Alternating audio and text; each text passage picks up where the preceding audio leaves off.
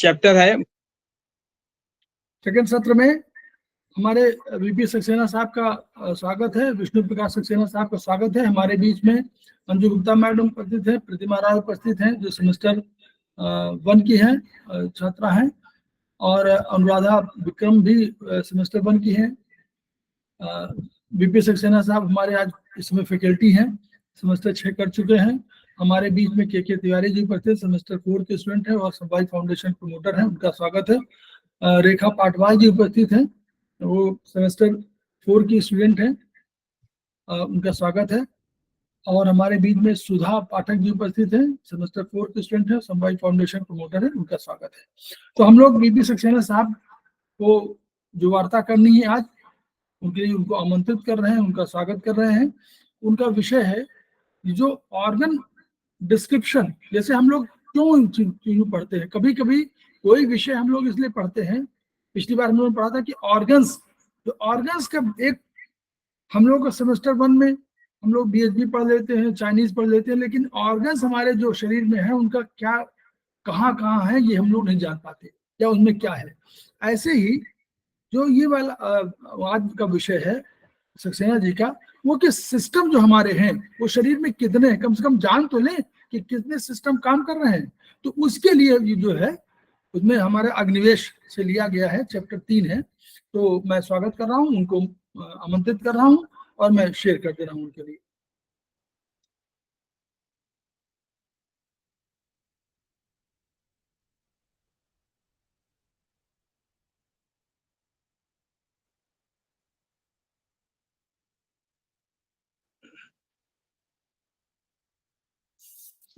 जी sir, आज का जो विषय मिला है बॉडी मैनेजमेंट, मतलब ये आपके शरीर में कितने ऑर्गन हैं और किस ऑर्गन का क्या कार्य है।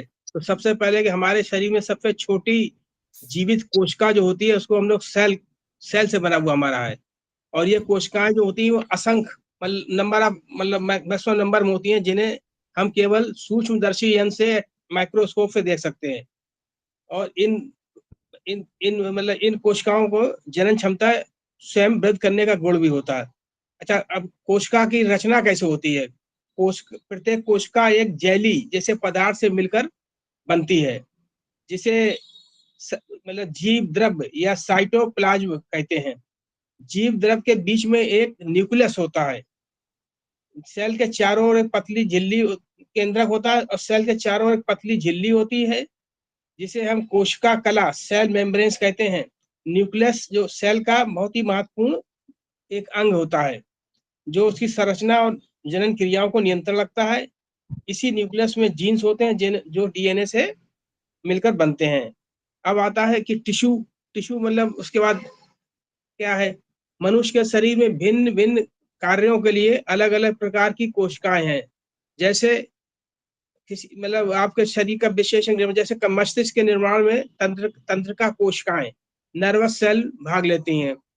ये पहले ऊतक बनाती हैं और ऊतक मिलकर ही मस्तिष्क और तंत्र का निर्माण करती हैं। इसी तरह पेशीय ऊतक शरीर की पेशियों, मसल्स का निर्माण करती हैं। रचना के अनुसार ऊतकों में कई प्रकार होते हैं, जैसे संयोजी कंसंटिव टिश्यू जो शरीर के अंगों को परस्पर जोड़े रहते हैं। अस्थि ऊतक जो अस्थियां बनाते हैं। उपकला एप्थिलियक ऊतक ये त्वचा या अंगों के ऊपरी परत का निर्माण करता है। बहुत से ऊतक मिलकर शरीर में के अंग और विभिन्न प्रणाली बनाते हैं, और इन अंगों और प्रणालियों से मिलकर पूरा शरीर हमारा बनता है। अब शरीर में भाग कौन कौन से, मोटे तौर पर शरीर में 3 भाग होते हैं। एक तो सर होता है, और फिर आपका धड़ और हाथ पैर होते हैं। सिर के ऊपरी भाग को हम कपाल या मस्तिष्क कहते हैं। धड़ मांसपेशियों के आड़े पर्दे द्वारा 2 भागों में बटा होता है। इस पर्दे के मध्य डायफ्राम कहते हैं, मध्यपट या डायफ्राम कहते हैं। डायफ्राम श्वसन क्रिया के दौरान श्वसन को अंदर खींचने और बाहर छोड़ने में मदद भी करता है। अब डायफ्राम का क्या है, डायफ्राम यहाँ पे जो होता है चेस्ट के नीचे, इसके ऊपरी हिस्से में मतलब चेस्ट होता है। डायफ्राम के ऊपर हमारा चेस्ट है।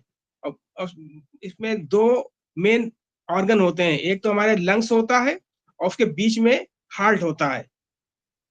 अब हार्ट अभी जैसे ये जितने भी हमारे इसमें हैं हार्ट और ये सब, ये अभी हम लोग मानव शरीर विज्ञान में पढ़ेंगे, तो अब हार्ट के बारे में अभी हम बाद में बता देंगे।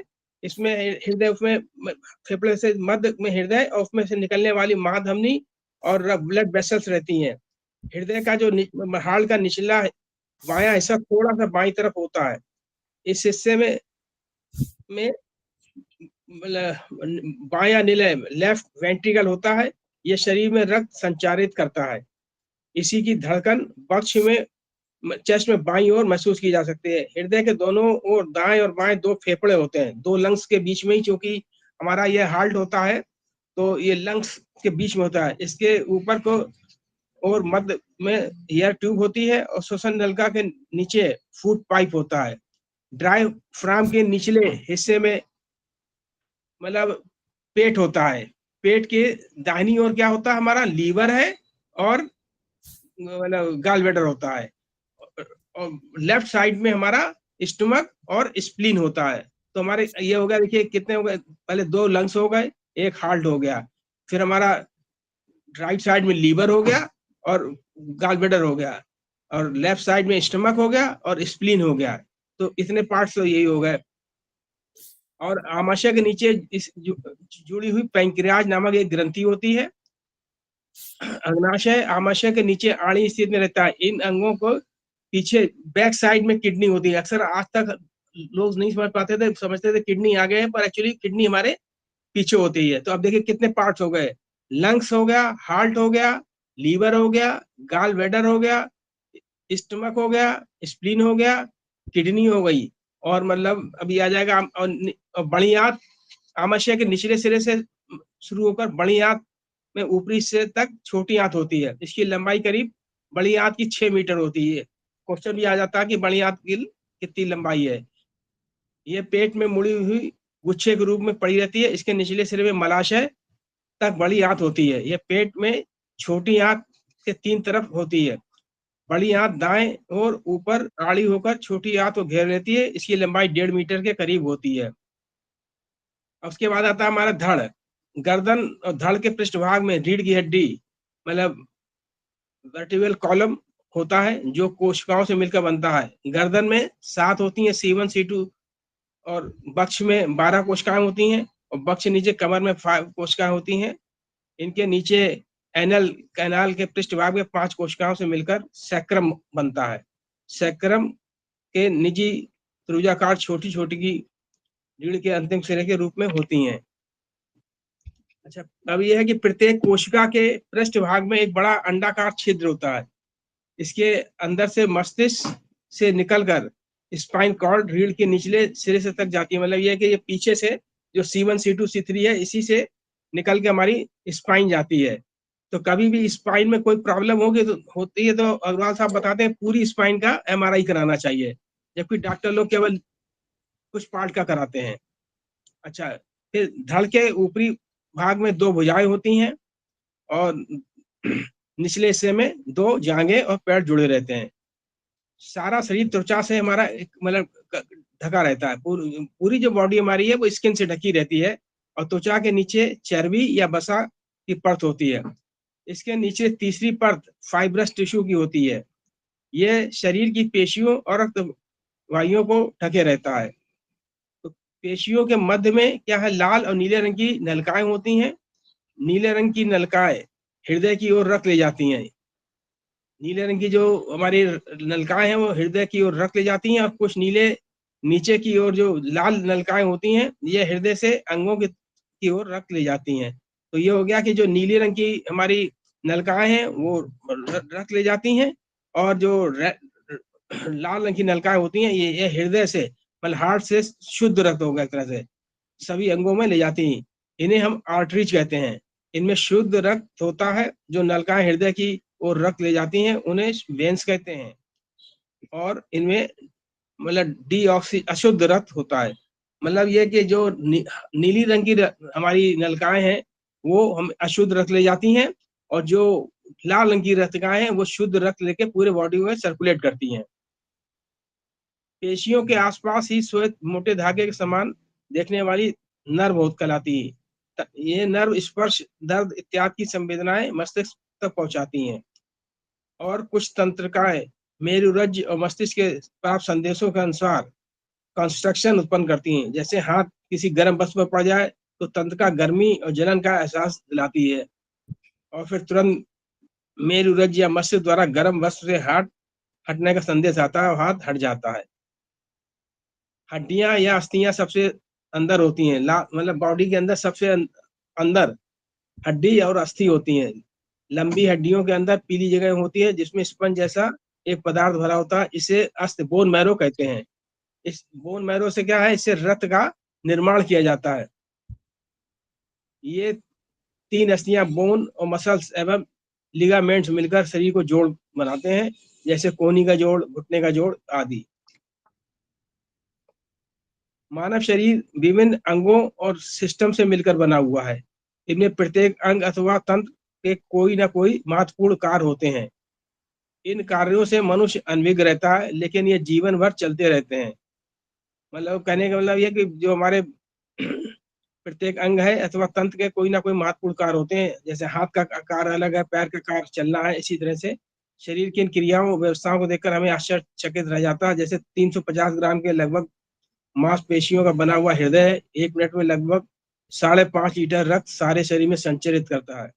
24 घंटे में वो 2000 लीटर रक्त पंप कर देता है।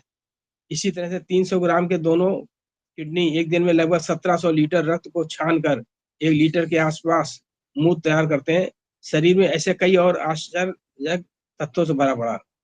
जब कई अंग परस्पर तालमेल के साथ शरीर के किसी विशेष कार्य को संपादित करते हैं तो इन अंग के समूह को सिस्टम कहा जाता है। उदाहरण स्वरूप मुंह, लार ग्रंथियां, आमाशय, आते और यकृत इत्यादि मिलकर भोजन को पचाने का कार्य करते हैं। अतः ये सब पाचन के अंतर्गत आते हैं। इसी तरह हृदय और विभिन्न रक्त वाहिनियों मिलकर परिसंचरण तंत्र करते हैं। अब मेन चीज आएगा सर्कुलेटरी सिस्टम क्या है, मतलब ये हार्ट है। अब हार्ट को तो एक्चुअली हम आपको पढ़ा दे रहे हैं, मानव शरीर विज्ञान में ही है हमारे।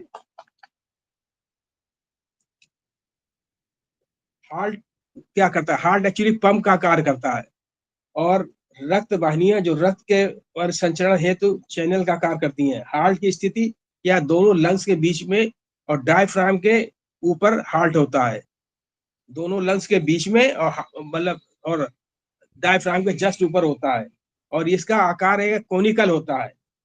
ऊपरी भाग जो है उसको हम बेस ऑफ हार्ट कहते हैं, और निचले भाग को एपेक्स ऑफ हार्ट कहा जाता है। इसकी क्षमता क्या है, 120 ग्राम ऑब्लिक 4 औंस होती है। वजन इसका 300 ग्राम और 10 औंस होता है। इसमें 2 पंप होते हैं और 4 चैम्बर होते हैं।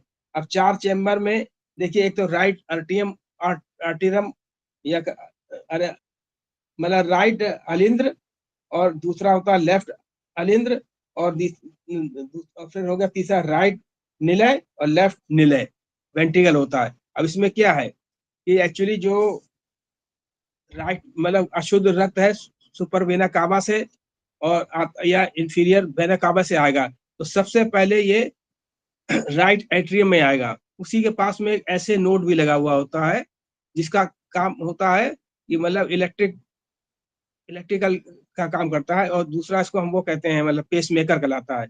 तो जब अशुद्ध रक्त हमारे राइट एट्रियम में आ गया तो उसमें एक वाल्व होता है जिससे ये राइट वेंट्रिकल में आता है, और राइट वेंट्रिकल में मतलब जो बीच में एक वाल्व होता है ट्राइकस्पिड वाल्व, इसमें जो जब ये भर जाता है तो उसमें वो ऑटोमेटिक बंद हो जाता है और ब्लड ऊपर नहीं जाएगा। और फिर ये ब्लड अशुद्ध रक्त जो होगा वो पल्मोनरी आर्टरी के द्वारा लंग्स में होते हुए, क्योंकि लंग्स के बीच में होता है, होते हुए लंग्स में मतलब शुद्ध ऑक्सीजन होती है, इसलिए शुद्ध हो जाता है, और शुद्ध होने के बाद ये लेफ्ट आर्टरी में जाता है, और लेफ्ट आर्टरी से फिर ये वेंट्रिकल में आता है। इसके बीच में बाइकस्पट वाल्व होता है। जब ये वेंट्रिकल लेफ्ट वेंट्रिकल में भर जाएगा शुद्ध रक्त, तो फिर ये अरोटा के द्वारा पूरे शरीर में शुद्ध रक्त चला जाता है। ये मतलब शॉर्ट में बता दिया, ये हार्ट का काम है मतलब। फिर है श्वसन तंत्र मतलब लंग्स। लंग्स के बारे में, तो लंग्स के बारे में भी यही है, मतलब एक्चुअली लंग्स का काम क्या है? लंग्स का काम ये है कि ये जो हमारा अशुद्ध रक्त होता है, इसी में देखा था ना, जो अशुद्ध रक्त हमारा जो आरटीएम में आता है, वेंटिकल, वेंटिकल से जब निकलता है तो लंग्स में जाता है, और लंग्स में जाने के बाद लंग्स ऑक्सीजन की वजह से वो वहीं पे शुद्ध होता है। लंग्स का काम है कि जो अशुद्ध रक्त है उसको शुद्ध करना, और शुद्ध करके मतलब लेफ्ट एंड आर्टरी में और फिर वेंटिकल में जाके अरोटा के से पूरी बॉडी में सर्कुलेट होता है। मेन काम हमारा लंग्स का यही है। उसके बाद किडनी आ जाती है। अब किडनी का काम, मेन काम क्या है? किडनी में एक्चुअली हमारा जो रक्त है वो फिल्टर होता है। लंग्स में हमारा जो ब्लड है वो शुद्ध होता है, और किडनी जो है वो रक्त को फिल्टर करती है। बस ये अंतर है। क्योंकि कभी पूछते हैं अक्सर कि भाई क्वेश्चन आ गया कि मतलब फिल्टर कौन करता है, उसमें अगर ऑप्शन दे दिया रक्त, मतलब लंग्स भी दे दिया और किडनी दे दिया, तो ये ध्यान रखना कि एक्चुअली फिल्ट्रेशन का काम किडनी का है। अब इसमें क्या, हमारे शरीर में मेटाबॉलिक एक्टिविटी के दौरान कई हानिकारक या विजातीय द्रव्य इकट्ठे हो जाते हैं, उनको शरीर से अलग करना जरूरी होता है। इस कार्य को शरीर से विभिन्न अंग जैसे गुर्दा, फेफड़ा, त्वचा, यकृत एवं बड़ी आंत संपन्न करती है। शरीर के दोनों गुर्दे रक्त से हानिकारक यूरिया और यूरिक अम्ल मूत्र के रूप में बाहर निकाल देते हैं। अतिरिक्त पानी की मात्रा और कुछ लवण जैसे पोटेशियम इत्यादि भी इसके साथ बाहर निकल जाते हैं। त्वचा भी पसीने के द्वारा कुछ हानिकारक द्रव्य, लवण एवं पानी बाहर निकालती रहती है। यह मतलब यकृत, लीवर, पित्त के माध्यम से कुछ उत्सर्जित द्रव्य आंतों में छोड़ता है। बड़ी आंत इन द्रव्यों को मल के साथ बाहर निकाल देता है। जैसा कि हम जानते हैं कि फेफड़े भी जो मतलब लंग्स हैं, कार्बन डाइऑक्साइड एवं कुछ वाष्पशील हानिकारक पदार्थ जैसे अल्कोहल, अमोनिया इत्यादि के श्वसन द्वारा बाहर निकाल देते हैं। इसी तरह विभिन्न अंगों के माध्यम से शरीर के हानिकारक पदार्थ भी बाहर निकल जाते हैं। अब चौथा हमारा आ गया डाइजेस्टिव सिस्टम क्या होता है। तो अभी हमारा देखिए हार्ट हो गया, हार्ट के बारे में बता दिया इन्होंने, लंग्स का क्या काम है, और लंग्स के बाद हमारा किडनी का क्या मेन काम है। अब आ गया हमारा डाइजेस्टिव सिस्टम क्या है, मतलब पाचन संस्थान संस्थान के अंदर मुख, लार ग्रंथियां, अन्न नलिका, आमाशय, पक्वाशय, कुलोब ग्रंथ, पित्ताशय, यकृत, छोटी आंत, बड़ी आंत आते हैं। मतलब डाइजेस्टिव सिस्टम में क्या, मतलब इतने पार्ट्स आते हैं। मुंह आएगा, लार ग्रंथि आएंगी, अन्न मतलब फूड पाइप आएगा, आमाशय पेट हो गया, पक्वाशय, क्लोम ग्रंथि, पित्ताशय, यकृत, छोटी आंत, बड़ी आंत आती हैं।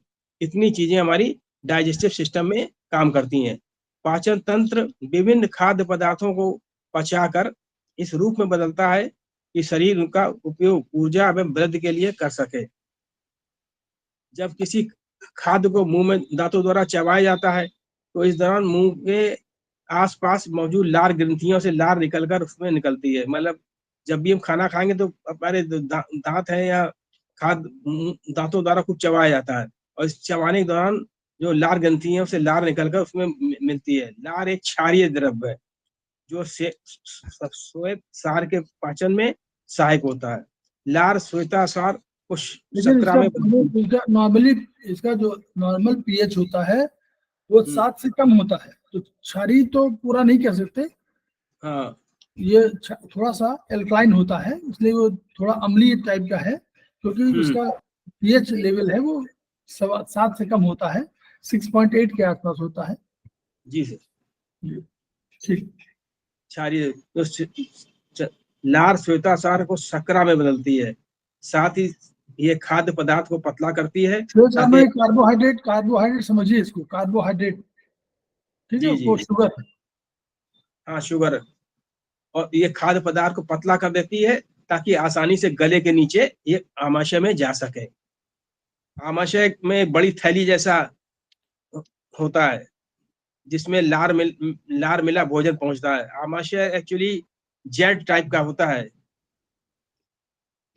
आमाशय की दीवारों में मौजूद ग्रंथियों द्वारा हाइड्रोक्लोरिक अम्ल निकलकर भोजन में मिलता है। फिर आमाशय की पेशियों में गति के द्वारा भोजन मतलब उसको मिक्स करता है, और कुछ समय 3 से 5 घंटे के पश्चात इसे नीचे के ड्यूडेनियम में पैंक्रियाटिक पैंक्रियाटिक डक्ट जो होता है वो होता है उसमें। ये आप लोग ये तिवारी जी, के तिवारी जी ने इसको पढ़ाया हुआ है इस सिस्टम को, और काफी स्टमक के आगे वो स्मॉल इंटेस्टाइन के आसपास लीवर पे चल रहे थे, तो वो आगे फिर पढ़ाएंगे उसको, लेकिन ये शॉर्ट में आपको एक जानकारी दी जा रही है, ठीक है। बस चलिए जी। हाँ, प्रकाशय में पतली लेप के रूप में पहुंचे भोजन में पित्ताशय में एकत्र पित्त रस जो होता है, ये अरे क्या नाम, गॉलब्लैडर से निकलता है, वो चीज पचाता, उसको पाचन क्रिया में सहायक होता है। पित्त और प्रकाशय के निकले रस भोजन की जो अम्लता है समाप्त करके उसे क्षारीय बना देते हैं। इसके पश्चात क्या करते हैं, भोजन है वो छोटी आंत में जाता है, और छोटी आंत भी क्षारीय रस निकालती है जो भोजन में मिलता है। यहाँ पचे हुए भोज पदार्थों की छोटी आंत की दीवारों द्वारा अवशोषण भी होता रहता है, और भोजन आंतों की गति से आगे बढ़ता जाता है। लगभग 7 मीटर लंबी छोटी आंत द्वारा 5 से 7 घंटों के दौरान भोजन के प्राय सभी आवश्यक अवशोषित कर लिए जाते हैं। इसके बाद क्या होता है, इसके बाद जो पचा हुआ आहार बड़ी आंत में पहुंचता है, और बड़ी आंत है वो आपके पानी और लवण को शोषण कर लेती है। बड़ी आंत में यह क्रिया 5-6 घंटों तक चलती है। इस दौरान भोजन मल के रूप में बदल जाता है, जो सांस द्वारा शरीर के बाहर निकाल दिया जाता है। भोजन की पूरी पाचन क्रिया में लगभग 14 से 18 घंटों का समय लगता है। शरीर को भोजन के पाचन द्वारा शर्करा, प्रोटीन, वसा, विटामिन, खनिज, लवण और पानी होते हैं। मतलब एक्चुअली जो है बड़ी आंत है इसी सीकम से जुड़ी रहती है, और उसी के माध्यम से स्टूल के उसमें निकल जाता है। अब 5वां इसमें है नर्वस सिस्टम क्या है। 7-8 होता है नर्वस सिस्टम, ये ब्रेन से संबंध जुड़ा होता है। तंत्र का तंत्र, नर्वस सिस्टम शरीर का सबसे महत्वपूर्ण अंग है, क्योंकि कोई भी चीज का जो ज्ञान होता है वो नर्वस सिस्टम से ही होता है। अगर आपने किसी गर्म चीज को छू लिया तो तुरंत आपके नर्वस सिस्टम से ऊपर जाएगा, मालूम पड़ जाएगा कि ये इसको नहीं छूना है, और आप तुरंत हाथ हटा लेंगे। इसलिए इसका बहुत महत्वपूर्ण कार्य है। अब नर्वस सिस्टम शरीर का सबसे महत्वपूर्ण अंग होता है। इसमें मस्तिष्क, मेरुदंड और स्पाइनल कार्ड एवं दोनों से निकले वाली नर्व कहलाती हैं। यह संस्थान शरीर के सभी संस्थानों पर नियंत्रण रखता है, और और उनका नियमन भी करता है। मतलब नर्वस सिस्टम सबसे महत्वपूर्ण है, और ये सभी के ऊपर अपना कंट्रोल रखता है, और इस तरह से पूरे शरीर का ये राजा या किंग कहलाता है। मस्तिष्क में जो विचार आते हैं, बुद्धि, विवेक, अनुभूत इत्यादि का केंद्र है। मतलब जो भी आप सोचते हैं या जो भी विवेक है, जैसे मतलब आप जैसे जा रहे हैं, अचानक कोई स्कूटर के आगे आ गया तो एकदम से आपको, तो ब्रेन से ही एकदम आपको समझ में आ जाएगा कि गलती हुई है, तुरंत आप वहीं रुकेंगे। इसलिए मेन काम इसका है, नर्वस सिस्टम बहुत ही इम्पोर्टेंट है। इससे इंद्रिय बोध जैसे गंध है, स्पर्श है, दृष्टि, श्रवण आदि, स्वाद है, ये सभी विभिन्न नाड़ियों या तंत्र के माध्यम से मस्तिष्क ही करवाता है। नर्व के कार्य विद्युत के तारों से मिलते जुलते हैं, क्योंकि जिस तरह धातु के तार विद्युत के माध्यम से संदेश एक स्थान से दूसरे स्थान को ले जाते हैं, उसी प्रकार से तंत्रिकाएं या नाड़ियां भी संदेशों को आदान प्रदान का कार्य करती हैं। क्या तंत्रिकाएं जो है सारे शरीर में फैली हुई हमारे, इनमें कुछ तो सीधे मस्तिष्क से निकलती हैं, जिन्हें मस्तिष्क कपाली तंत्र का क्रेनियल नर्व कहते हैं। ये संख्या में 12 होती हैं। शेष बहुत सी नर्व मेरुरज्जु मतलब स्पाइन्स के अलग अलग हिस्सों में निकलती हैं। ये 31 होती हैं। मतलब C1 से लेकर सी ये हो गई, मतलब और फिर T1 से हो गई, और फिर आपके L1, L3, L4, 5, S1, S2 इस तरह से सब मिला के 31 होती है। सारे शरीर का संचालन इन्हीं नाड़ियों या तंत्रिकाओं द्वारा होता है। मस्तिष्क के 2 प्रमुख भाग है, मतलब होते हैं। पहला लघु मतलब मस्तिष्क, और दूसरा बृहद मस्तिष्क।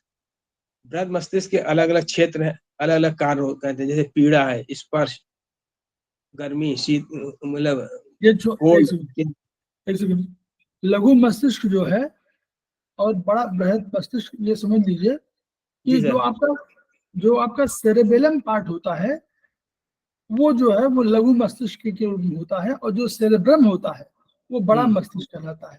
तो सेरेब्रम, अच्छा। क्योंकि सेरेब्रम सबसे अधिक भाग लेता है, और सेरेबेलम बहुत छोटा होता है, लेकिन सेरेबेलम की इम्पोर्टेंस जो है बहुत इस रूप में अधिक है कि उसमें कोई चोट लग जाएगी तो बहुत मुश्किल वो होता है थोड़ा सा।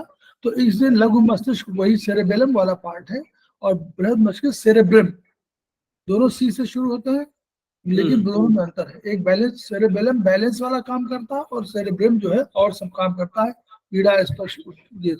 ठीक है, चलिए थोड़ा सा बताना था। ठीक है। कुछ चिंतन मनन का कार्य करते हैं। याददाश्त भी इसी बृहद मस्तिष्क से एकत्र होती है। बृहद मस्तिष्क का बायां हिस्सा शरीर के दाएं भाग पर, और मस्तिष्क का दायां हिस्सा शरीर के बाएं भाग पर नियंत्रण रखता है। लघु मस्तिष्क क्या करता है, ये विभिन्न पेशियों की गतियों पर नियंत्रण रखता है। शरीर के जोड़ों की गतियां, चलना फिरना इत्यादि का नियमन उनके द्वारा ही होता है। अब छठा आ जाता है मस्कुलर सिस्टम क्या होता है। विभिन्न मांसपेशियां इस तंत्र का निर्माण करती हैं। शरीर की विभिन्न गति तंत्रिका तंत्र की प्रेरणा पर पेशियों द्वारा संचालित होती हैं। मानव शरीर में दो तरह की पेशियां होती हैं। पेशियां मतलब मस्कुलर, ये पेशियां जो स्वयं की इच्छा शक्ति से संचालित होती हैं, जैसे हाथ, ठीक है, हाथ है, पैर है, जीभ है इत्यादि की पेशियां, इन्हें ऐच्छिक पेशियां, वॉलंटरी कहते हैं। मतलब जैसे अपना जब पैर है, जब आदमी जब चलेगा, उसके मतलब वॉलंटरी मतलब स्वेच्छा पे है। हाथ हिलाएगा या जो भी करेगा, या जब खाना खाएगा तभी जीभ कार्य करेगी। तो ये सब उनके वॉलंटरी मसल्स कहलाती हैं। और वो वे पेशियां जो स्वयं की इच्छा शक्ति से संचालित नहीं होती हैं, जैसे हार्ट है, 24 घंटे मतलब उसमें आपकी वॉलंटरी नहीं, कि हम हार्ट अपना नहीं चलाएंगे, ये अपने आप चलता रहेगा। आमाशय है, आंतों इत्यादि की पेशियां, इन्हें इनवॉलंटरी मसल्स कहते हैं।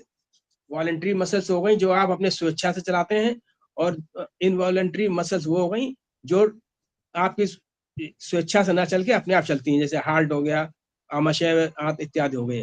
पेशियों में संकुचन और शिथिलता का गुण होता है। पेशियां शरीर की अस्थियों को आच्छादित किए रहती हैं, ये शरीर के आकार देती हैं। ऐच्छिक पेशियां अस्थियों से टेंडन्स द्वारा जुड़ी होती हैं। पेशियों में संकुचन और प्रसार से हाथों, पैरों, गर्दन इत्यादि की गतियां संपन्न हो जाती हैं। तो अब इसमें मेन चीज है कि जो भी हमारी मसल्स हैं, मतलब दो तरह से काम करती हैं। एक तो स्वेच्छा से है, जब आपको काम करना है, जैसे खाना खाएंगे तभी आपकी जीभ चलेगी, जब आप चलेंगे तभी आपके पैर चलेंगे, हाथ पैर तभी काम करेंगे। और जो कुछ इनवॉलंटरी होती हैं, जैसे हार्ट है भाई, वो तो अपने आप धड़केगा, आपका आमाशय है, आते हैं, इस ये चीजें हैं, इनवॉलंटरी हैं। इसे दो प्रकार से मतलब है। अब आता अस्त बोनी सिस्टम क्या है। सबसे इम्पोर्टेंट है बैकबोन समझ। अस्थि बोनी सिस्टम लगभग 206 हड्डियों से मिलकर बना होता है। 206 हड्डियां, हाँ। अब इसको हम बता भी दें, अगर देखिए इसमें,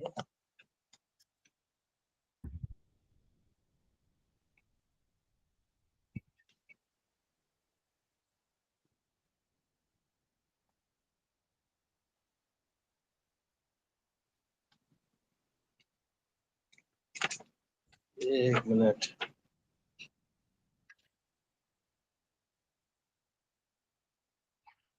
चलिए अभी इसको बता देंगे 206 हड्डियां कौन कौन सी हैं।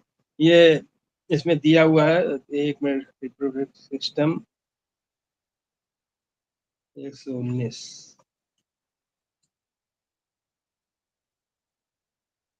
बीएचडी में दिया हुआ है।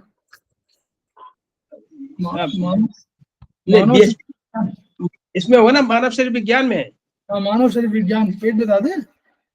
नहीं, हाँ, अभी मैं निकाल रहा हूँ पेज, देखिए एक मिनट। पेज आपका 133। 133, हाँ ठीक है। अब जैसे इसमें लिखा कि ये 206 होती हैं, तो इसमें क्या है, मतलब एक्सल नंबर, और अपर लिम में 64 होती हैं। इसमें शोल्डर में 2 होती हैं, स्कोपला और क्लेविकल। अपर हार में ह्यूमरस होता है, लोअर हार में रेडियस, फिर अल्ना। इसी प्रकार रिस्ट में 8 होती हैं, मतलब 8 होती है कार्पल और मेटाकार्पल, और फिंगर्स में 14 होती हैं, 14 का मतलब ये होगा जो ज्वाइंट हुए 14, 12, और अंगूठे में जो 2 ज्वाइंट होते हैं, ये इस तरह से आप समझ लीजिए ये 14 पॉइंट ये हो गए। अब इसी को डबल कर देंगे तो फिर मतलब बढ़ जाएंगे। फिर पेल्विस में 1 होती है, नी में, थाई में फ्यूमर।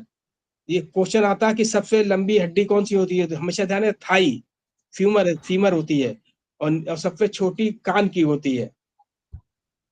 और फिर नी में पटेला, और लेग में टिबिया, फेबुला, एंकल में टार्सल, जैसे ऊपर था मतलब आपके कार्पल, और पैर में हो गया टार्सल, और मेटाटार्सल, और फ्लैंजेस में 14। तो अब टार्सल यहाँ पे 7 हो गई हैं, जबकि ऊपर कार्पल में केवल 8 थी। अब इसमें चूंकि एक बढ़ जाती है, इसलिए ये सब मिला के 126 हो जाती हैं। और फिर इधर जाके स्कल, खोपड़ी में 21 होती हैं, और ऑक्सीगल इन बोथ ईयर, दोनों कानों में 6 होती हैं। लोअर जबड़े में मैंडिबल में 1 होती है। नेक में हॉइड वो होती है जो जैसे फांसी लगाई जाती है, तो वो जो उसी हड्डी को हॉइड कहते हैं। वर्टिकल कॉलम में 26 होती हैं, सर्वाइकल में 7, थोरोसिक में 12, लंबर में 5, सैक्रम में 5, और कॉक्स में 4 से 5 तक होती। चेस्ट में 1 होती है, स्टर्नम और रिब्स में 24 होती है। तो 80 ये होती है, 126। इस प्रकार से 206 हड्डियों से मिलकर ही हमारा शरीर बना हुआ है। ये हड्डियां या अस्थियां आपस में जुड़कर एक मजबूत ढांचे का निर्माण करती हैं। अस्थि तंत्र के कुछ प्रमुख कार्य हैं: नरम, मुलायम ऊतकों तथा अंगों का सहारा एवं सुरक्षा देना, तथा शरीर को आवश्यकता अनुसार गतिशील बनाना होता है। सख्त हड्डियां, अगर ये बैकबोन नहीं होगी तो आदमी सीधा स्ट्रेट खड़ा ही नहीं हो सकता है, इसलिए बैकबोन बहुत ही इंपॉर्टेंट बोन है। और आगे की जो रिब्स होती हैं वो भी बहुत इंपॉर्टेंट है, कि आपका हार्ट जो है और जो लंग्स हैं ये सब इन रिब्स के बीच में ही होता है। ये मतलब एक तरह से उनका कवच है।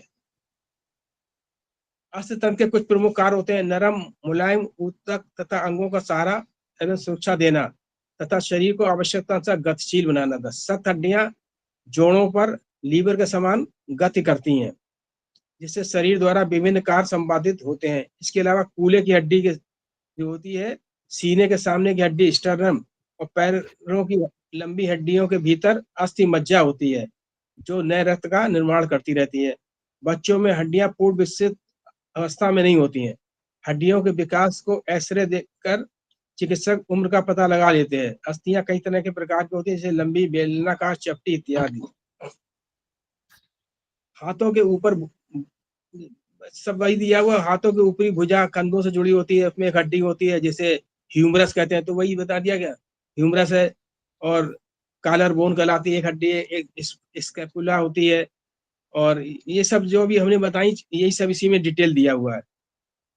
घुटने के जोड़ के द्वारा टिबिया, फेबुला नामक 2 लंबी अस्थियां होती हैं। इन दोनों को निचले सिरे में पैर में पंजे की हड्डियां कैलिकेनियम और टेलस मिलकर एंकल जॉइंट या पंजे का जोड़ का निर्माण करती हैं। पैर के पंजे में 7 मतलब टार्सल अस्थियां होती हैं, 5 मेटाटार्सल होती हैं, और उंगलियों में वही 14 फ्लैंजेज होती हैं। इसमें सर कुछ और बताएं? इतना तो मतलब मेन है 206 जो हड्डियां, उनका डिटेल ही में दिया हुआ है। जो जो अपने हिसाब से जो जो बताना बता दीजिए। पढ़ने सभी लोग पढ़ेंगे, पढ़ने का एक तरीका समझ में आ रहा, धीरे धीरे पढ़ेंगे लोग इसको। ये पढ़ना जरूरी है, सब लोग पढ़े इसको, क्योंकि एक मतलब ये इस पे तो क्वेश्चन बहुत आ जाते हैं। ये सेकंड, ये बल्कि 3rd सेमेस्टर का है, चैप्टर 11। मतलब इसमें 206 हड्डी है, तो उसमें कौन सी क्या है। अब जैसे सर इसमें ही अभी ये दिया हुआ कि 26 वर्टिकल कॉलम में 26 दिखा रहे हैं, जबकि 32 होती है, 31, 32। तो ये कंफ्यूजन जो है, मतलब ये क्या 26 के मतलब हुआ जो बीच वाली?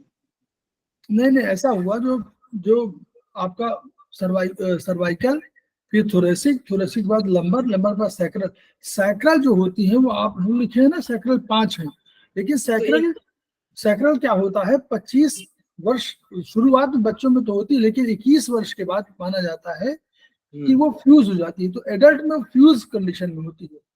शुरुआत में तो अलग अलग हड्डी दिखती है, लेकिन बाद में 21 साल से 25 साल के बीच में वो फ्यूजिंग हो जाती है, जो फ्यूजिंग मन एक हो जाती है। उसी तरह आपका नीचे वाला कोसिक्स है, 3-4 दिखाई पड़ता है, सैक्रल, सैक्रल बाद कोसिक्स, तो 3-4 हड्डियों का है, लेकिन वो अल्टीमेटली एक होती है, तो इसलिए आप उनको एक एक काउंट करिए तो 26 हो जाएंगी। 26 हो जाएंगी, हाँ। उनको एक एक काउंट करिए, क्योंकि वो फ्यूजिंग एक हो जाती है, इसलिए हड्डी के रूप में एक हो जाती है। इसलिए एडल्ट में, ये इन्होंने एडल्ट का बताया है ना कि एडल्ट में इतनी हड्डियां होती हैं, तो वो फ्यूजिंग के बाद एक होती है, उनको एक काउंट करिए। अदरवाइज अदरवाइज हाँ, अब उसके देखिए ना, जो देखिए नीचे पेज नंबर 133 है ना, 133, हाँ ठीक है, देखिए 133 में पेज नंबर जो आप लिखा हुआ है 2, वर्टिब्रल कॉलम में 26 क्यों लिखी, सर्वाइकल 7, थोरेसिक 12, लंबर 5, लेकिन सैक्रल की 5 फ्यूज होकर एक हो गई, कोसिस की जो 4-5 है वो मिलकर एक हो गई, जोड़िए 7, 12, 7, 19, 19 और 5 24, और 24 से 25, 1 26 हो जाएंगी, ठीक है, ऐसे काउंट करिएगा। लेकिन जब आप लोग, हम लोग पढ़ेंगे उसमें वर्टिब्रल कॉलम में, तो हम लोग यही पढ़ेंगे 7, 12, 5, सैक्रल 5, कोसिस 4, 5, तो 33 वहां मानते हैं हम लोग, तो वहां 33 होगी। लेकिन जब हड्डी के रूप में आप पढ़ेंगे तो हड्डी फ्यूजिंग के कारण एडल्ट में वो एक मानी जाती है। चलिए अब रिप्रोडक्टिव सिस्टम, जनन तंत्र भी शरीर का एक महत्वपूर्ण तंत्र है जो जननांगों से मिलकर बनता है। यह संस्थान मनुष्यों में प्रजनन एवं संतानोत्पत्ति के लिए आवश्यक है। स्त्री और पुरुषों में अलग अलग तरह के प्रजनन अंग होते हैं। बाह्य जननांग एवं आंतरिक अथवा भीतरी जननांग। वे जननांग जो बाहर से दिखाई देते हैं उन्हें बाह्य जननांग कहेंगे, और पुरुषों को बाह्य जननांग लिंग अथवा तथा अंडकोश होते हैं, और स्त्रियों के बाह्य जननांग में योनि एवं स्तन होते हैं। तो इसमें ये हो गया कि जो मतलब रिप्रोडक्टिव सिस्टम है, तो पुरुषों में जो 2 बाहर से दिखाई पड़ते हैं वो हो गए आपके लिंग एवं अंडकोश, और स्त्रियों में योनि एवं स्तन ये कहलाते हैं। स्त्रियों के आंतरिक जननांग में गर्भाशय है, डिंब ग्रंथियां एवं डिंब वाहिनियां है जो पेल्विक के अंदर स्थित होती हैं। इसी तरह से पुरुष के आंतरिक जननांग में वृषण, शुक्र नलिकाएं, शुक्राशय, मूत्र नली इत्यादि हैं। डिंब ग्रंथि डिंब या अंडे का और वृषण शुक्राणुओं का निर्माण करते हैं। जब डिंब और शुक्राणु मिलते हैं तो भ्रूण की रचना होती है। इस तरह से डिंब और शुक्राणु के आधे क्रोमोसोम 23 होते हैं। डिंब और शुक्राणु जब मिलते हैं तो पूरे 46 क्रोमोसोम हो जाते हैं, मतलब दोनों के 23 और 23 मिला के हो जाते हैं। लड़का या लड़की का होना लिंग क्रोमोसोम्स पर निर्भर करता है। ये 2 तरह के होते हैं, एक्स और वाई। ये भी मतलब इसमें ये सब एक्चुअली इसी किताब में सब दिया हुआ मानव शरीर विज्ञान में। सेमेस्टर 2 में है। हाँ, सेमेस्टर 2 में आ जाएगा। एक्स और वाई, स्त्री के डिंब में एक्स क्रोमोसोम के जुड़े होते हैं, और पुरुषों में एक्स वाई किस्म के क्रोमोसोम के जुड़े होते हैं। समागम के समय स्त्री का एक्स क्रोमोसोम पुरुष के एक्स से मिलता है तो लड़की उत्पन्न होती है, एक्स से एक्स पे। और यदि स्त्री का डिंब का एक्स क्रोमोसोम पुरुष के वाई क्रोमोसोम से मिलता है तो लड़का पैदा होता है। इसी तरह लड़का और लड़की का होना पुरुष के एक्स वाई क्रोमोसोम पर निर्भर करता है। ये मतलब ये हम लोग ये समझना है कि 46 क्रोमोसोम होते हैं, 23 मेल से और 23 फीमेल से ट्रांसफर होते हैं, और ये ट्रांसफर होने में जब आपको दोनों मिल जाते हैं तो वो 46 हो जाते हैं, दोनों 23 करके। एक्स और वाई का कंसेप्ट है कि एक्स जो है क्रोमोसोम वाई से बड़ा होता है, लेकिन वाई डोमिनेंट होता है। तो जब कभी एक्स से मेल के एक्स से फीमेल के एक्स टकराएगा, मिलेगा, तो उसमें तब जो है लड़की पैदा होगी। और जब एक्स मेल का वाई और एक्स के लेडी के एक्स से मिलेगा तो लड़का पैदा होगा। तो वो कह रहे हैं कि ये अच्छा, जब एक्स और वाई मिलेंगे तो वाई डोमिनेंट होगा, इसलिए वो लड़का ही होगा। तो इसलिए उस पर कहा गया है कि ये पुरुष के एक्स वाई क्रोमोसोम पर निर्भर था, तो यानी पुरुष पर निर्भर है, वो नहीं है। तो जो समाज में प्रचलित धारणाएं हैं कि दोषी माना जाता है उनमें बीमारी को, वो गलत है, वो उसका भी एक कंसेप्ट। ठीक, आगे एंडोक्राइन सिस्टम। इंडोक्राइन सिस्टम क्या होता है? इस सिस्टम में विभिन्न, जरा थोड़ा बता दे शुरू में, फिर आप बता दीजिए। जी सर। शुरू में एंडोक्राइन सिस्टम वो सिस्टम है कि जो पैरेलल सिस्टम है नर्वस सिस्टम के, और नर्वस सिस्टम जितना इंपॉर्टेंट है उतना ही इंपॉर्टेंट एंडोक्राइन सिस्टम है। तो कंट्रोल एंड रेगुलेशन जो हम लोग बोलते थे कि कंट्रोल एंड रेगुलेशन के लिए एंडोक्राइन सिस्टम और हमारा नर्वस सिस्टम दोनों जिम्मेदार है। जैसे हम लोग का पाचन तंत्र है वो हमारा कोई रक्त का निर्माण करता है, रक्त का निर्माण करने के लिए एक फैक्ट्री है जो रक्त बनाती है, तो वो निर्माता है ये फैक्ट्री के रूप में, लेकिन उसको सारे सेल्स में डिस्ट्रीब्यूट करने के लिए एक डिस्ट्रीब्यूटर है जो हमारा परिसंचरण तंत्र कहलाता है, जिसको हम लोग सर्कुलेटरी सिस्टम कहलाते हैं, और हार्ट उसका मुखिया है। तो वो दूसरा हो गया।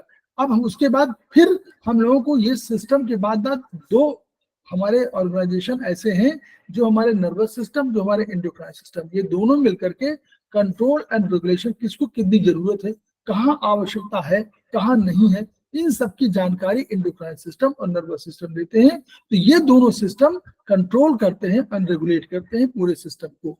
तो जो एंडोक्राइन माने क्या हुआ, जो हमारी कुछ ग्रंथियां हैं, ग्लैंड्स हैं, जो कोई हार्मोन्स उनको बोलते, जो सिक्रेशन का तो हार्मोन बोलते हैं, वो हार्मोन्स निकालती। तो ये जो हार्मोन्स दो तरह के आते हैं। ये हार्मोन्स जो सीधे ब्लड में मिल जाते हैं, ब्लड में मिलने का तरीका क्या है कि ईसीएफ और एक आईसीएफ है हमारे पास सेल्स में, सेल्स के अंदर जो आईसीएफ है, सेल्स के बाहर ईसीएफ है।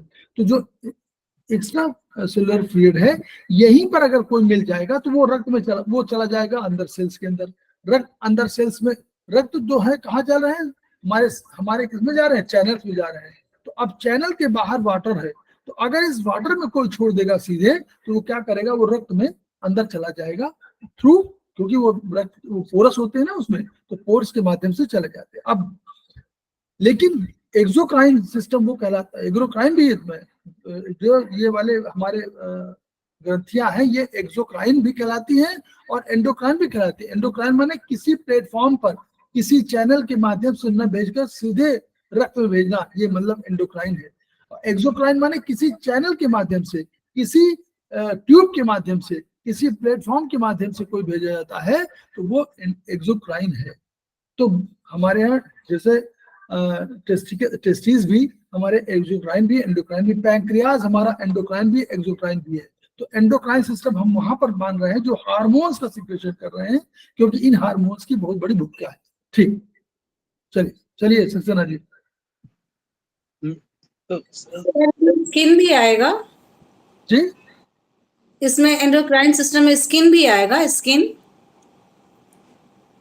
में पोर्स होते हैं। नहीं, पोर्स की बात नहीं कर रहे हैं हम नहीं, एंडोक्राइन सिस्टम की बात कर रहे हैं। एंडोक्राइन सिस्टम है जो किसी प्लेटफॉर्म के माध्यम से, वो किसी प्लेटफॉर्म के माध्यम से न भेजकर सीधे रक्त प्रवाह भेजने का तरीका हमारे पास एक ही है।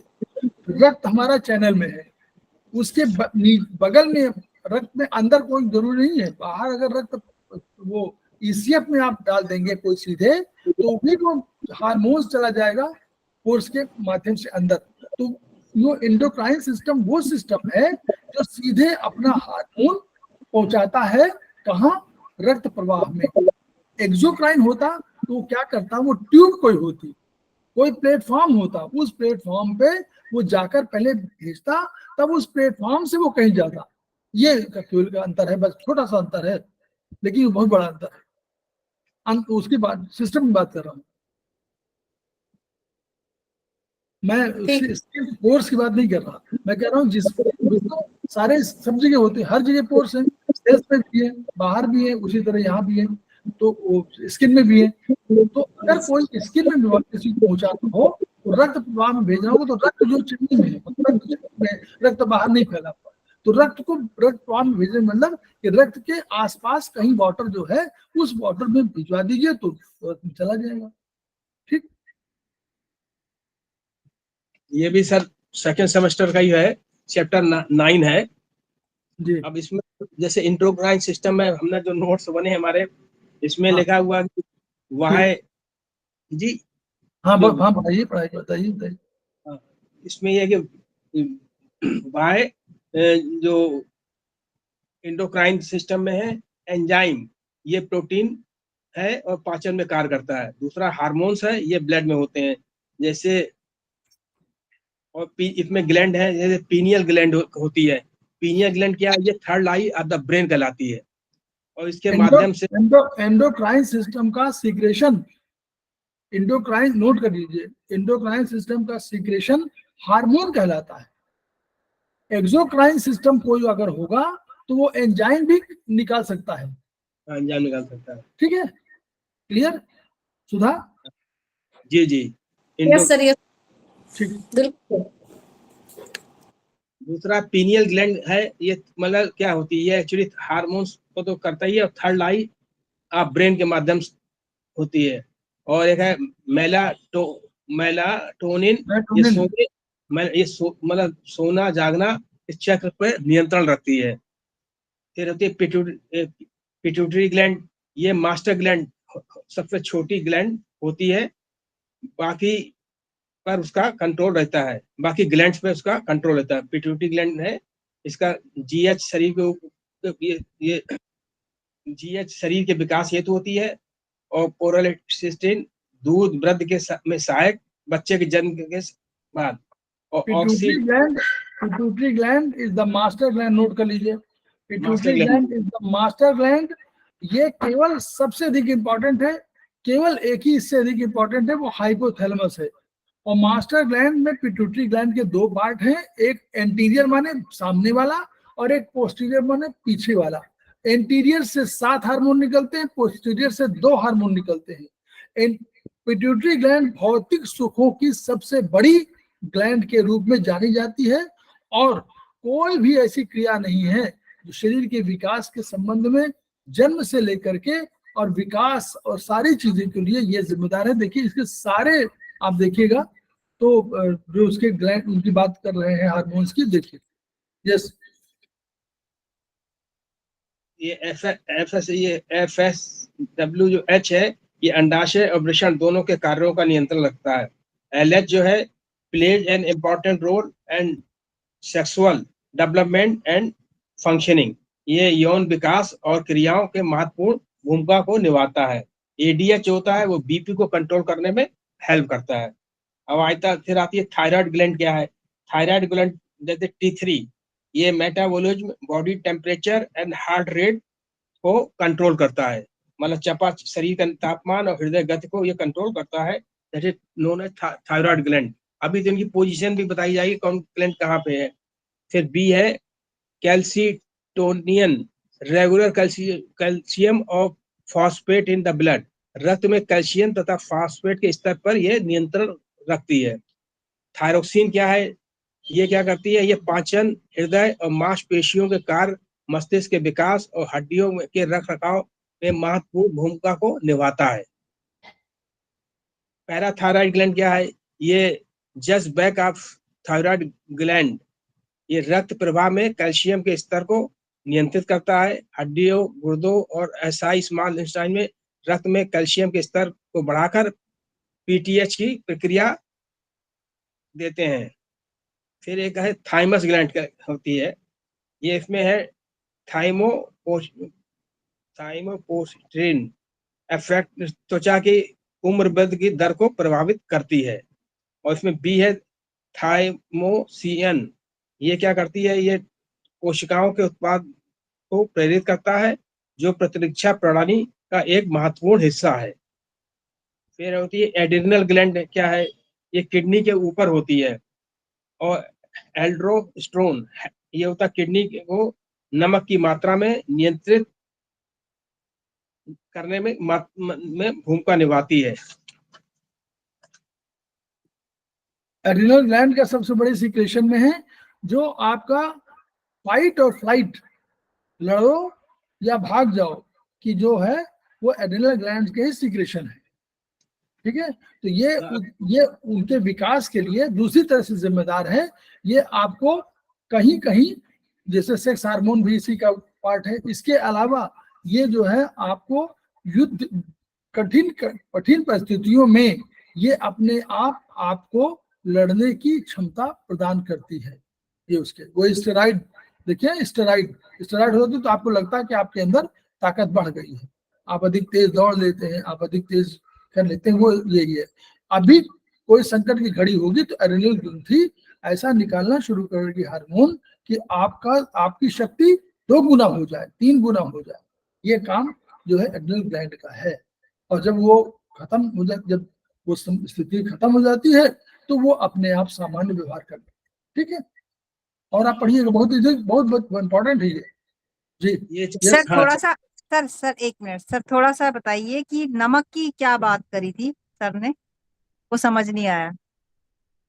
ये एल्ड्रोस्टेरोन जो है इसका काम है किडनी को नमक की मात्रा को नियंत्रित करने में मदद करता ऐसा ना, ये दो आप जो किडनी, आप लोग जब किडनी पढ़ा हुआ होगा आपने, तो आपने एडीएच पढ़ा होगा। ठीक है, जो पिट्यूटरी ग्लैंड का जो पिछला पोस्टीरियर पार्ट है, उससे 2 बड़े इंपॉर्टेंट हार्मोन निकलते हैं, ऑक्सीटोसिन, तो ये आपने समझ लिया। ये oxytocin specially in love hormone के रूप में मशहूर है। तो ये लेडीज के लिए, जेंट्स के लिए दोनों महत्वपूर्ण है। और लेडीज के लिए अधिक महत्वपूर्ण ये है कि ये कॉन्ट्रैक्शन की स्थिति करता है, मसल्स कॉन्ट्रैक्शन को, और ये जो है मिल्क ग्लैंड्स को भी प्रभाव करता है। तो ये ऑक्सीटोसिन।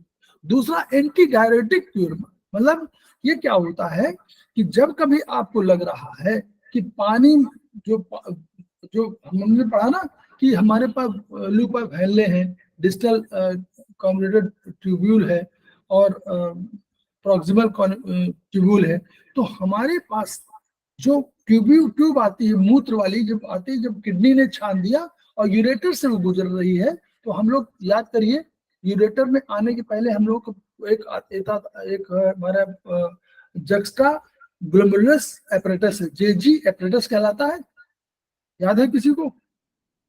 Yes, sir.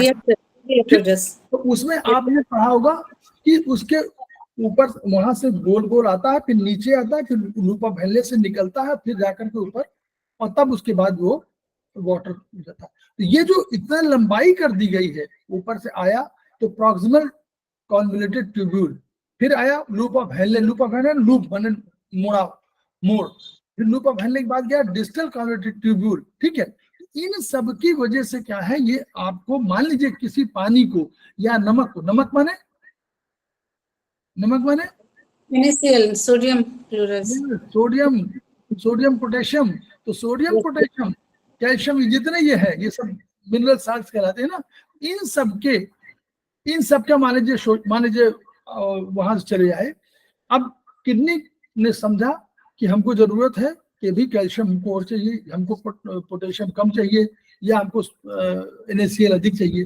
तो ये जो सोडियम वगैरह ये क्या करता है, ये इतना एरिया मिल गया, तो सोचने समय, मैं शॉर्ट में बोल रहा हूँ और अपनी भाषा में बोल रहा हूँ, ऐसा मत सोचिए, ऐसे ही है, सोचने समझने का समय मिल गया। आपको कोई काम करना है और आपको कहा गया कि तुरंत तैयार हो जाइए, आप तुरंत तैयार नहीं हो पाते हैं, आपको चाहिए 3 मिनट, तो कहते हैं कि हमको तैयार होने में 3 मिनट लगेगा। आर्मी को तैयार होने में 5 मिनट के लिए समय होता है कि आपको युद्ध के लिए 5 मिनट में आप तैयार हो जाइए। तो चाहे जैसे स्थिति में हो आप, चाहे आप सोते समय बूट पहने हो, चाहे न पहुंचे हो, तो ये आर्मी के सूट। लेकिन हमारे अगर हमको कह दिया जाए कि आपको 10 बजे मीटिंग पहुंचना है, तो हम 9:30 बजे, हमको अगर नहीं बताएंगे तो 10 बजे पहुंचेंगे नहीं। याद करिए, सोशल जो हम लोग सिविल वाले हैं, लेकिन आर्मी के लिए ऐसा नहीं है, वहां पर 5 मिनट का मैक्सिमम टाइम है कि 5 मिनट तैयार होकर आप आ जाइए, क्योंकि युद्ध निकलना है। ऐसे ही यहाँ पर इस इनकॉन्वोल्यूटेड ट्यूब्यूल का अर्थ ये हो गया, इनको समय मिल गया, घुमाव कर दिया, तो इसी बीच में शोषण होता रहता। और शोषण है, इसको बोलते हैं शोषण नहीं, रीअब्जॉर्प्शन। शोषण तो कोई और कर रहा था, लेकिन यहाँ पर किडनी की जरूरत पड़ गई कि नहीं साहब, हमको जो है NaCl सोडियम बढ़ाना है। तो सोडियम पोटेशियम के लिए ये क्या करता है, तो सोडियम करेगा तो पानी भी तो करेगा, तो सोडियम पानी इन सब की जो मात्रा है उसके रखरखाव के लिए, या उनको नियोजन करने के लिए, या उसको कंट्रोल रेगुलेशन करने के लिए, ये एंटी डायरेटिक हार्मोन है। जैसे ये निकाल दिया जाएगा, मतलब सीक्रेट होगा, सीक्रेशन बनना, जैसे सीक्रेट होगा वैसे ही ये इस पानी की और सोडियम की, इनकी अवशोषण के रीअब्जॉर्प्शन की क्षमता बढ़ा देगा। तो ये क्या होगा, अगर कम निकालना है बाहर तो मूत्र की पानी अधिक निकाल देगा, अगर अवशोषण करना है तो अवशोषित कर लेगा। तो ये एडीएच का कम मात्रा में निकलेगा तो पानी अधिक चला जाएगा, पानी के साथ NaCl भी चला जाएगा, सोडियम पोटेशियम क्लोराइड भी चला जाएगा, तो ये सब नुकसान हो जाएगा। तो एडीएच का ये रूप है। तो इसीलिए इसको एंटी डायूरेटिक, डायूरेटिक माने एंटी, एंटी मतलब यानी रोकना, तो रोकने के काम करता है। ठीक, अगर यूरिन बढ़ जाएगी तो और लगातार आ रहे तो एक यहाँ और बीमारी होती है, उसको डायबिटीज इंसिपिडस कहते हैं। Diabetes insipidus is not related to pancreas, it is related to kidney. एक हमारे पास हमने और डायबिटीज सुना है, उसका नाम क्या है? डायबिटीज, उसका नाम क्या है? Diabetes mellitus. Yes sir. उसका नाम डायबिटीज मेलाइटस है। ये डायबिटीज इंसिपिडस है। तो कोई बोले कि डायबिटीज, इसमें भी क्या होता है, इसमें मान लीजिए आप बहुत चीनी पे खा ले, अचानक में खूब चीनी पी लो और मुझे डायबिटीज नहीं है, तो किडनी क्या टाइप 1 टाइप 2 सही बोलते हैं क्या? डायबिटीज टाइप 1 टाइप 2 यही आपने जो दो नाम बताया वही है क्या? ना, डायबिटीज वही है। डायबिटीज मेलाइटस में टाइप 1 टाइप 2 मैं अभी बता रहा हूँ, एक सेकंड बता दे रहा हूँ। डायबिटीज इंसिपिडस बीमारी है किडनी की। डायबिटीज इंसिपिडस बीमारी डायबिटीज बीमारी नहीं कहलाती है, नाम जरूर डायबिटीज। क्यों? मान लीजिए मैं चीनी बहुत पी लूं तो क्या होगा, किडनी तो निकालना चाहेगी ना, आवश्यक।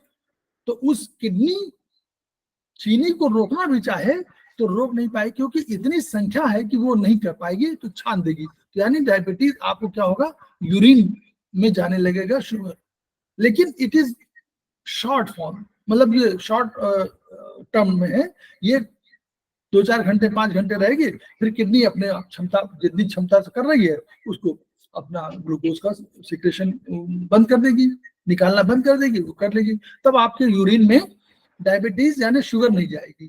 तो डायबिटीज इंसिपिडस एक शॉर्ट समय के लिए हो गई, क्योंकि आपने आवश्यकता से अधिक चीनी पी लिया है, चीनी या खा लिया, कुछ कर लिया। तो ये डायबिटीज इंसिपिडस कहलाती है, टेम्परेरी होती है। This is not diabetic. Diabetic patient कहलाते हैं वहां डायबिटिक मेलाइटस जिसको बोलते हैं। ठीक है, तो मेलाइटस में जहां पर होता है वहां डायबिटीज कहलाती है। उसमें टाइप 1 टाइप 2 होते हैं। टाइप 1 टाइप 2 मतलब क्या हुआ, एक ऐसा हुआ जो जन्म से आपके हो गया, और आपके उसमें क्या होता है, पैंक्रियाज में 2 सेल होते हैं, बीटा और अल्फा। ये तो बीटा से जो कोशिकाएं हैं, तो बीटा सेल कोशिकाएं बिल्कुल निष्क्रिय हैं, जन्म से ही निष्क्रिय हैं। जैसे आप पैदा हुए उस समय निष्क्रिय हैं, और वो कभी एक्टिव नहीं होंगे। तो वो पैंक्रियाज क्या करता है, इंसुलिन का प्रोडक्शन ही नहीं करेंगे। तो एक टाइप कह दिया गया। एक टाइप 2 हुई कि आपकी जो वर्किंग सिस्टम है, आपका जो खान पान है, इसके हिसाब से आप अधिक लापरवाह हैं, आप ये हो गया। तो लाइफ स्टाइल की वजह से आंख डेवलप हुई, और बाद में क्या हुआ कि बीटा सेल कोशिकाएं जो सक्रिय हैं, लेकिन वो इंसुलिन का निर्माण कम कर रही है, सिंथेसिस कम कर रही है, तो वो बीमारी हो गई टाइप 2। क्लियर? Yes sir. ठीक, मतलब एड्रिनल ग्लैंड में ही है कॉर्टिसोल क्या होता है, ये help in manage and use carbohydrate protein. ये कार्बोहाइड्रेट प्रोटीन वसा का प्रबंध और उपयोग करने में मदद करता है कॉर्टिसोल। और दूसरा इसी में और है एंड्रोजन का काम क्या होता है, ये मेल सेक्स में हार्मोन करता है, और एस्ट्रोजन होता है, ये फीमेल सेक्स में एक हार्मोन का कार्य करता है। अब पैंक्रियाज है, पैंक्रियाज में आप समझिए इंसुलिन क्या है, ये ऊर्जा के लिए ग्लूकोज को उपयोग में लेने में कोशिकाओं को सहायता करता है। और फिर दूसरा हो गया ग्लूकोकॉन, ये होता है रक्त शर्करा के स्तर को कम होने में रोकता है।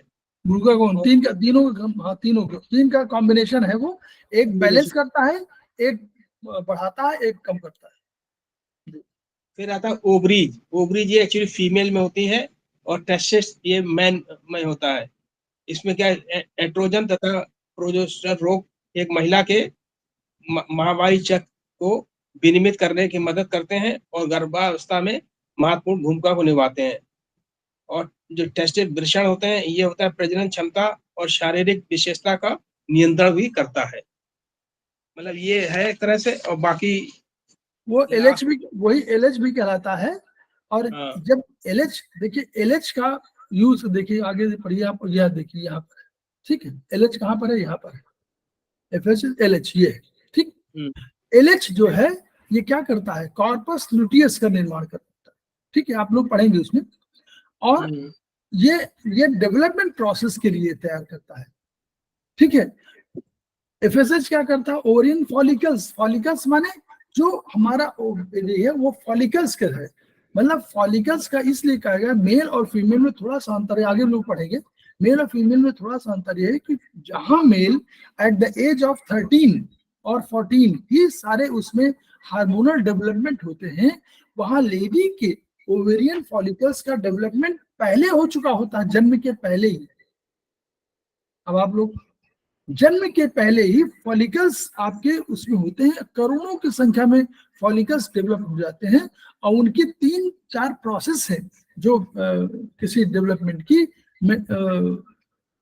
फेजेस कहलाते हैं, मेटाफेजेस, टेलोफेजेस, तमाम वो है, याद नहीं मुझे, 4 फेजेस होते हैं। वो फेज में 3 फेज या 2 फेज ऑलरेडी कोई भी जो भ्रूणावस्था में वो जो है फीमेल चाइल्ड कर चुकी होती है। At the time of birth उसको वो प्रोसेस रोक दिया जाता है, और at the time of birth round about 60,000 follicles are matured in mature condition, they are existing in a child, in a female child. Now जैसे जैसे यही फॉलिकल्स हैं आपको बनाते हैं क्या, ओवा, जिसको आप ओवा बोलते हैं। तो ओवा वास्तव में ओवा नहीं है, ये सब फॉलिकल्स है। वो प्राइमरी है, टर्शरी है, सेकेंडरी है, ये सब टर्शरी है। तो टर्शरी फॉलिकल्स की स्थिति में होगा और अंत में ओवा तो बनेगा तब जबकि फर्टिलाइजेशन बिल्कुल हो रहा होगा, लास्ट फेज में, समझ रहे हैं। तो ऐसा नहीं, उसको ओवा हम लोग कह देते हैं, but it is not real ओवा। ओवा तो बनेगा तब जबकि फर्टिलाइजेशन बिल्कुल उसी समय, उस समय हो। एनीवे, तो ये फॉलिकल्स, ओवेरियन फॉलिकल्स का निर्माण करने के लिए FSH जिम्मेदार होता है, ये उसको डेवलप करता है। और इसमें 1 मंथ में एक ही फॉलिकल डेवलप करेगा, एक ही उसी को किया जाएगा, और सब बंद और सब नष्ट हो जाएंगे, और उनको उसी का जो मटेरियल है वो वहीं पर रीअब्जॉर्ब हो जाएगा बाय द प्रोसेस। अब जो फॉलिकल निकला वो अल्टीमेटली निकला, तो वो प्रोसेस हो गया। लेकिन ये शुरू हुआ, लेकिन जेंट्स में ऐसा नहीं होता है। At the time of puberty level, चाहे 13-14 के आसपास, ये सब होता है। LH यहाँ LH की ओर यही नहीं है, LH is also responsible for male development. तो ये जो होता है ये क्या करेगा, ये टेस्टिस पर प्रभाव डालेगा और ये टेस्टोस्टेरोन करेगा। जैसे टेस्टोस्टेरोन करेगा वैसे वैसे गोनाइडल डेवलपमेंट शुरू हो जाएंगे। जैसे वहां पर FSH LH के प्रभाव में, LH इधर भी है, LH जैसे प्रभाव हो जाएगा तो क्या करेगा, LH मेल में वो सारे डेवलपमेंट कर देगा। दाढ़ी मूछ आ जाएगी, आवाज भारी हो जाएगी, जो पहले गर्लिश आवाज थी वो थोड़ा भारी हो जाएगा, मैं क्या करूंगा, तो वो ऐसे होगा, मैस्कुलिन कैरेक्टर हो जाएंगे, इवन ऑर्गन्स डेवलप हो जाएंगे। ये सब डेवलपमेंट होगा। आपका हेयर्स डेवलप हो जाएंगे, जहां जहां आवश्यक बाल चाहिए वहां हेयर्स डेवलपमेंट होगा। उसी तरह लेडीज में जहां जहां जो आवश्यकताएं हैं, चाहे जो बाहरी अंग है उनको डेवलपमेंट हो जाएगा। जहां उसको जो प्रजनन क्षमता का वो है वो वाला शुरू हो जाएगा, प्रोसेस शुरू हो जाएगा। ये सब चीजें वहां लेडी में हो जाएंगी। जो पीरियोडिक कंसेप्ट है वो शुरू हो जाएगा। यहाँ उसके मेल के वो सारे हो जाएंगे, लंबाई बढ़ जाएगी, चौड़ाई बढ़ जाएगी। वहां कमनीयता जो आ जाएगी वो LH और FSH के प्रभाव में वहां पर आ जाएगी। जहां जहां जितना डेवलपमेंट होगा, जहां जहां सौंदर्य है वो लेडीज में आ जाएगा। तो यहाँ जहाँ जहाँ दृढ़ होना है, कठोर होना है, वहाँ वहाँ पुरुष में आ जाएगा। This is the work of FSH and LH. They are more important. LH is not only for female, it is only also for male, and FSH naturally oriented. ठीक है, और दोनों के लिए दोनों का रोल है। देखिए यहाँ भी तमाम डेवलपमेंट होगा ना, इसमें बहुत प्रोसेस है। यहाँ भी प्रोसेस कम नहीं है, मेल में बहुत प्रोसेस है वहाँ, लेकिन लेडीज का बहुत कॉम्प्लिकेटेड है, बहुत कॉम्प्लिकेटेड है। यहाँ से इसका यहाँ तो शुरुआत है, वहाँ ओवेरियन फॉलिकल से शुरुआत है, फिर शुरुआत के प्रोसेस बहुत बड़ा है, और अंत में यूट्रस की बात है। ठीक है, शॉर्ट में इतना ही, क्योंकि वो अपने सब्जेक्ट मैटर में आपको आएगा। और मोस्ट प्रोबेबली जो है ये लेडी वाला डेवलपमेंट वाला है, मुझे लगता है शायद पूर्वा ने पिछली बार क्लास लिया था, शायद कुछ लिया था, यस पूर्वा। और अगर त्रिपाठी जी चाहेंगे, के तिवारी जी चाहेंगे, सॉरी तिवारी जी चाहेंगे, तो तिवारी जी को मेल वाला दिया जाएगा। अगर तिवारी जी नहीं लेंगे तो मुझे करना पड़ेगा। मैं दोनों कर सकता हूँ, लेकिन मैं चाहता हूँ कि अगर पूर्वा क्लास को ले लेंगे तो ठीक है, जो हम लोग BHB में सेकंड में शुरू करेंगे। ठीक, मेरी तरफ से ओके है सर। हाँ ठीक ठीक, आपने पिछली बार किया था इसलिए मैं कह रहा हूँ। Yes sir. हाँ, मैं ऐसा देखिए, हम लोग चाह रहे हैं कि आप आगे निकले। मुझे तो सब, जब कोई नहीं पढ़ाएगा तो मुझे तो पढ़ाना ही है। ठीक है, चले। नहीं तो अगस्त में क्या सेकेंड सेमेस्टर करेंगे? हाँ बिल्कुल, तो हमें बता दीजिएगा पहले से, क्योंकि हम भी बेंगलोर में रहेंगे तो किताबें लेके जाएं यहाँ से। नहीं आपको जरूरी तो देखिए, ऐसा है ना, हम लोग तो पुराने हो गए, हम लोग नए को वक्त दे रहे हैं ना। ये लोग काम में करें, जो पुराने वाला काम है केवल एक मैडम को दे देंगे, वो जो अपना पढ़ाएंगे उसमें चाइनीज में।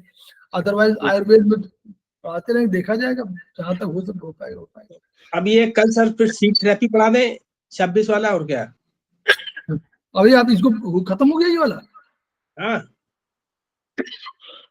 अच्छा चलिए ठीक है, मतलब सीट थेरेपी कर दें उस दिन, मतलब मैग्नेट सिंगल पॉइंट जैसा कहें आप, या जैसा कहें कल, नहीं तो 26 जैसा कहें आप बता दें, कोई दिक्कत नहीं।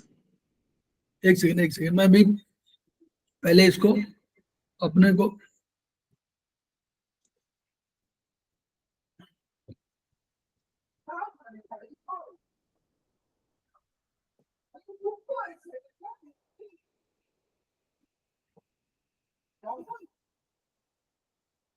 इसको पहले खत्म करो, ताकि जो है हमको आसानी रहती है उसमें।